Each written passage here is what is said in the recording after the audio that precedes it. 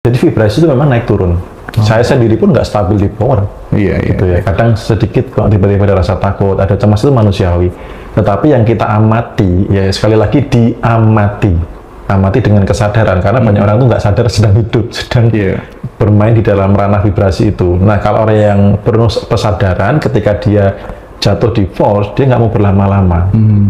Jadi yang terpenting adalah yang dominan yang mana, karena yang dominan itulah kehidupan yang ditarik. Kalau dominannya malu, siap-siap narik kehidupan yang membuat malu.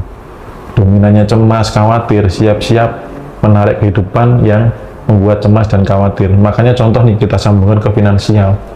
Orang yang takut hutangnya nggak lunas, orang yang khawatir besok makan apa, ya akan gulung di situ terus. Gitu.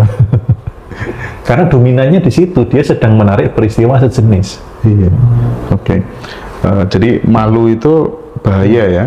Jadi merasa bahwa dirinya tidak berharga, bahkan bisa berujung pada bunuh diri. Bunuh diri. Saking malunya. Saking malunya. Contoh misalkan korban pelecehan seksual yang diketahui oleh masyarakat gitu ya. Dia merasa sudah tidak berharga lagi.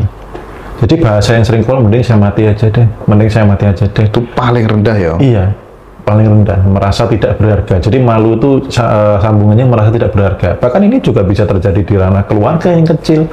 Suami tidak pernah dihargai oleh istri gitu. Ini saya mati aja deh, nggak ada gunanya saya hidup. Itu bisa juga terjadi. Jadi orang di level terbawah itu akan sering mengatakan bahasa keluarnya mending mati aja deh. Gitu. Bahkan sampai di level sudah perjalanan ke bunuh diri. Sudah ada niat ke sana. Pernah ada kejadian di masa lampau. Kemarin yang di grup ada yang sharing bahwa orang tuanya meninggal, dia merasa bersalah, belum pernah bisa membahagiakan dan lain sebagainya. Hidupnya kalau terus di masa lalu. Jadi merasa bersalah ini problemnya juga hubungannya antar orang dengan waktu di masa lalu. Jadi salah satu tipsnya memang dia harus present gitu. Peristiwakannya sudah di masa lalu. Sekarang kan kamu nggak bersalah, toh. Kenapa sekarang masih merasa bersalah? Kan peristiwa di masa lalu. Jadi dia dibayang-bayangi dengan luka batin di masa lalu. Iya, gitu karena dia hidupnya tinggal di masa lalu. Dia tidak tinggal present saat ini. Oke. Ya, contoh kalau orang yang bersalah itu kan, kamu sekarang ada salah apa? Sekarang, detik ini, nggak ada. Kenapa rasa bersalahnya masih ada sekarang? Iya. Padahal di masa lalu. Betul. Lalu ketika orang tua sudah meninggal, dengan kamu terus begitu penyesalan, kan orang nggak melakukan do the best. Sedih nggak yang sudah di sana gitu, melihat anaknya seperti ini? Bisa nggak kamu melanjutkan perjuangan orang tua mungkin yang belum tersampaikan, visi misinya yang belum tersampaikan? Kita sebagai anak bisa melanjutkan gitu. Tapi kalau karena tinggal merasa bersalah di masa lalu, akhirnya masa depannya berantakan. Orang yang tidak ikhlas dengan masa lalu, masa depannya kacau. Kalau orang sudah ikhlas dengan masa lalu, dia mudah menata masa depan.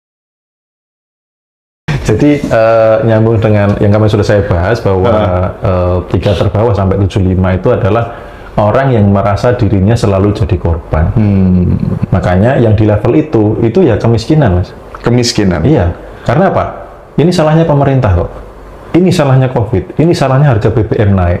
Ini salahnya anak saya nakal. Ini salahnya keluarga saya nggak dukung. Ini salahnya saya dilahirkan di keluarga miskin. Pokoknya semua yang salah adalah di luar diri dan merasa diri adalah korban atas hal di luar diri. Gitu. Makanya kalau dia berada di level itu, kayak kemarin COVID, apakah COVID itu selalu menghancurkan rezeki seseorang? Tidak. Banyak orang yang naik berlipat-lipat justru karena adanya pandemi. Karena apa? Dia tidak merasa, sudah di level kesadaran, tidak merasa bahwa saya bukan korban keadaan, saya lah pengendali keadaan. Gitu. Jadi nyambung, pokoknya mau apapun disambungkan, ya rumusnya di situ. Kesedihan itu kan artinya ada ketidaksesuaian dengan harapan bisa, dia masih menjadi korban juga bisa, karena korban kata-kata yang menyakitkan dan lain sebagainya, dia menjadi sedih berlarut-larut. Menyesali perbuatan dulu. Ya, penyesalan ini jatuh ke bawah lagi, di bawahnya lagi. Jadi itu memang, kalau di bawah itu vibrasi force itu nyangkut pautnya tuh cepet banget kok gitu. Itu tuh saling berkaitan.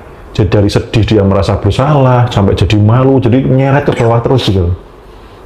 Jadi kesedihan itu kalau dalam ilmu pengendalian diri adalah ketidakmengertian konsep tentang diri. Gitu. Kalau dia ngerti konsep tentang diri, dia nggak akan bersedih. Jadi penyesalan itu masalahnya adalah dengan zona waktu masa lalu. Takut ini problemnya dengan zona waktu masa depan. Cemas, khawatir. Khawatir itu adalah besok bisa makan enggak ya? besok kalau bisnisnya gagal bagaimana ya, besok kalau begini bagaimana ya. Nah, solusinya untuk melampaui itu adalah present lagi, gitu. Coba sekarang di detik ini apa yang membuat apa yang tidak bisa kamu syukuri sehingga harus takut, gitu. Maksudnya begini, detik ini kamu sehat-sehat, detik ini kamu bisa makan-makan, ada uang, ada ini. Jadi problem ketakutan ini adalah ketika pikirannya lompat ke masa depan, yang di situ adalah negatif. Entah nggak bisa nyekolahin anak, entah itu nggak bisa bayar cicilan ketika jatuh tempo, dan lain sebagainya. Tapi ketika dia kembali di masa present, dia bisa mengatasi rasa takut itu. Dan orang-orang yang bisa present, itu di materi kelas ada zona waktu yang the power of present. Orang-orang yang do the best, mengeluarkan karya-karya terbaik adalah orang yang present. Jadi ketika melakukan tuh fokus di situ, dia nggak mikir nanti diterima orang nggak ya. Termasuk bagaimana cara ngomong di depan orang begini begitu gitu ya. Present, jangan mikir nanti kalau nggak didengar gimana ya, nanti kalau diketawain gimana ya, nanti kalau aku belepotan gimana. Oh, itu kacau. Tapi kalau present aja, karena database sudah ada di dalam otak, present aja. Termasuk saya ngomong nih, nanti kalau dibully di YouTube gimana, itu nggak akan maksimal gitu. Jadi harus present gitu. Ketika orang present bisa do the best. Nah, orang takut permasalahannya adalah dengan zona waktu di masa depan.